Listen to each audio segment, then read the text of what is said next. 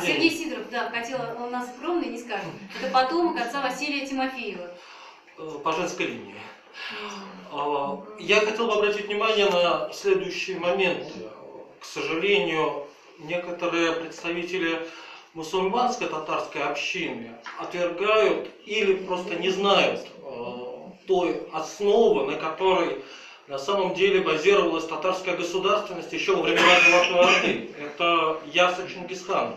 Именно Яса утверждала веротерпимость татар, и во многом это происходило благодаря тому, что те народы, которые подчинились первоначально Чингисхану, они были полирелигиозны, то есть не было какой-то вот единой веры. Там были и мусульмане упоминаются в Ясе, там были и христиане, несториане, были и православные, и были последователи исконной татарской религии Тенгри. И впоследствии, когда уже Улус Джучи стал возникать как некое государственное образование, когда Бату и Ичан объединили, захватили вот эти большие территории, когда была захвачена Русь, то, соответственно, эти народы, подчиненные татарам, они оказались в том числе и в составе вот этой империи благодаря веротерпимости татар.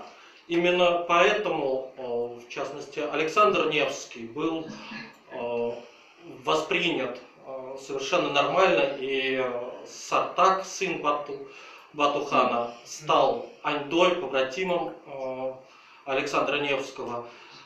И впоследствии, вот в чем обычно упрекают современную Россию и историческую Русь, произошло то, что основа Золотой Орды, Яса, во многом была унаследована Московской Русью.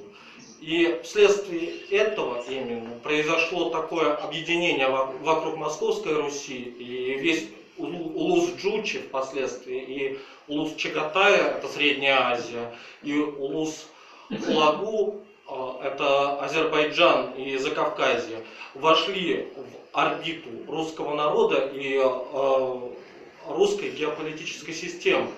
Именно об этом, в частности, писал в своей книге «Православная цивилизация в глобальном мире» Александр Сергеевич Панарин, предъявляя вот эту самую цивилизацию православную как альтернативу американского глобализма.